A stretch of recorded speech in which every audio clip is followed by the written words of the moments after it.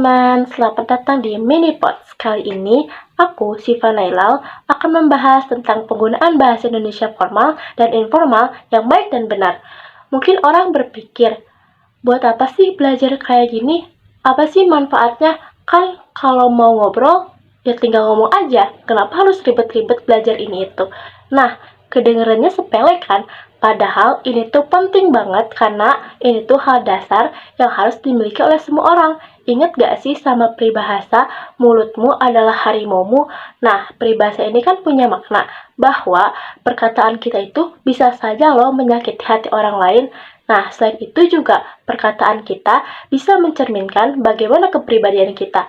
Makanya, meskipun sepele, tema kali ini tuh penting banget untuk kita pelajari supaya kita bisa membedakan dan meningkatkan keterampilan komunikasi kita daripada dicap sebagai orang gak sopan atau orang kurang ajar, mending kita belajar ini. Yuk, simak sampai akhir.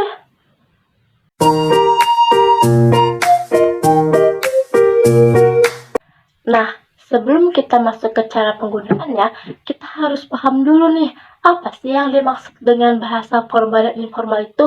Nah, kalau bahasa formal adalah bahasa yang digunakan dalam situasi resmi atau formal. Biasanya bahasa ini tuh lebih baku, terstruktur, dan mengikuti kaidah bahasa Indonesia yang berlaku. Nah, selain itu juga bahasa formal punya tujuan untuk menunjukkan rasa hormat kita, rasa sopan santun kita, dan profesionalisme kepada rekan kerja, kenalan baru, ataupun orang yang punya jabatan lebih tinggi daripada kita. Sedangkan beda banget nih sama bahasa informal, karena bahasa informal adalah bahasa yang umum digunakan atau sering dipraktekkan dalam situasi yang lebih santai. Misalnya, percakapan sehari-hari dengan teman, keluarga, atau orang yang akrab banget deh sama kita. Selain itu juga bahasa informal tidak terlalu terikat dengan aturan, terus kata-katanya lebih sederhana, dan juga bisa ditambahin dengan kata tambahan seperti slang atau bahasa gaul. Nah, dari pengertiannya udah mulai bisa bedain belum? Kalau belum, yuk kita ke segmen berikutnya.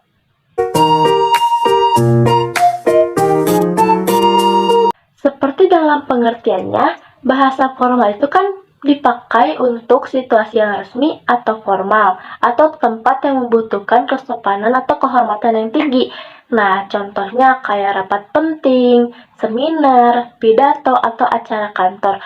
Bahkan, saat bicara dengan orang yang baru kenal atau orang yang lebih tua pun, kita harus pakai bahasa formal. Kenapa? Karena agar lawan bicara kita bisa saling menghormati dan mengerti tentang apa yang kita bicarakan. Contohnya kayak, selamat pagi, bagaimana kabar Anda hari ini? Nah, itu contoh bahasa formal. Nah, selain melalui tulisan, bahasa formal juga dibutuhkan saat membuat laporan atau surat resmi tertulis. Misalnya nih, kita pasti kan pernah disuruh buat makalah untuk tugas.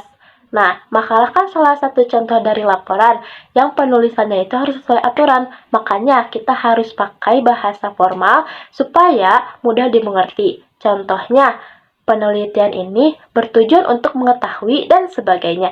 Sedangkan dalam surat resmi seperti surat undangan, pengajuan, atau surat lamaran pekerjaan, biasanya terdapat kata-kata dengan hormat, sehubungan dengan, atau kami berharap untuk menunjukkan rasa hormat. Tadi bahasa formal udah, sekarang bahasa informal gimana ya? Nah, kalau bahasa informal biasanya itu digunakan dalam percakapan santai dengan teman atau orang yang udah akrab banget sama kita. Kita juga bisa nambahin bahasa gaul, singkatan, atau bahasa yang gak baku. Contohnya, gimana kabar lo? Baik-baik aja kan? Lo udah makan belum? Kita ke kafe kuy. Nah, itu contohnya. Selain itu juga bahasa informal ini sering dipakai dalam platform percakapan seperti WhatsApp atau Instagram. Biasanya kita juga suka nambahin emoticon buat mewakili ekspresi kita. Nah, sebenarnya boleh-boleh aja kok guys, tapi ingat ya, ketikannya atau ucapannya harus tetap dijaga walaupun pakai bahasa informal. Selain itu, bahasa informal juga bisa digunakan dalam lingkungan keluarga. Tapi ingat ya guys, meskipun pakai bahasa informal, ucapan kita tetap dijaga apalagi sama yang lebih tua. Daripada dipukul pakai sapu kan gak enak ya. Kalian udah denger kan cara penggunaannya gimana? Sekarang coba kita bandingin perbedaannya. Misalnya nih, kita harus nanya tentang tugas ke guru dan ke teman. Kira-kira ada bedanya nggak? Ayo, bisa nggak? Nah, aku kasih tahu ya. Kalau ke guru, bahasa yang kita pakai itu bahasa formal. Contohnya, selamat pagi Pak, Bu. Saya ingin bertanya mengenai deadline untuk tugas makalah jatuh pada hari apa ya?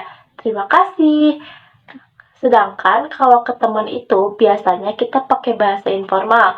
Contohnya, woi, tugas makalah kapan sih deadline-nya? Gua lupa. Nah, beda kan?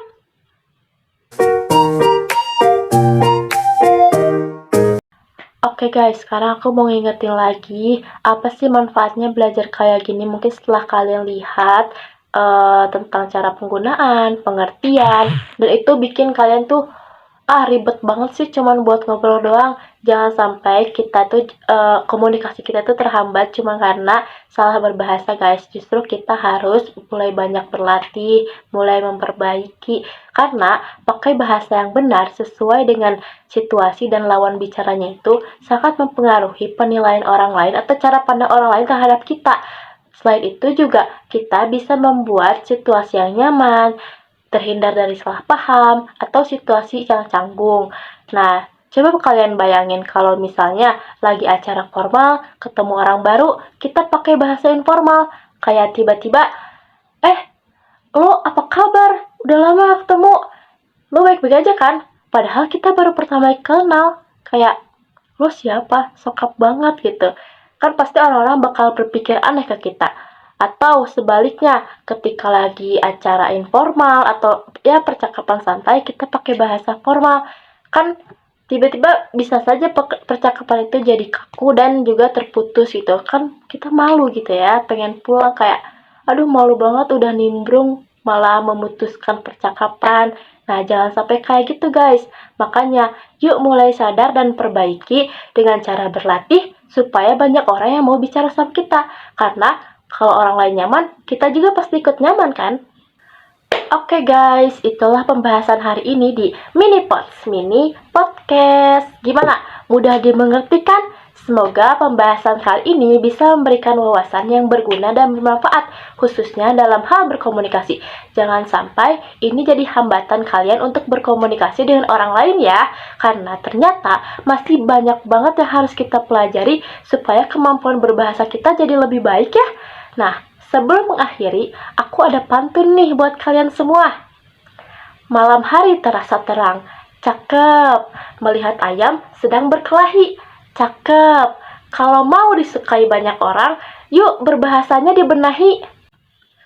Oke, terima kasih yang sudah mendengarkan Minipod. Jangan lupa lihat situasi dan lawan bicara sebelum kalian berkomunikasi ya. Kalau nggak mau diusir ataupun disinisin orang.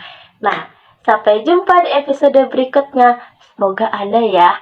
Dan semoga hari kalian menyenangkan. Dadah!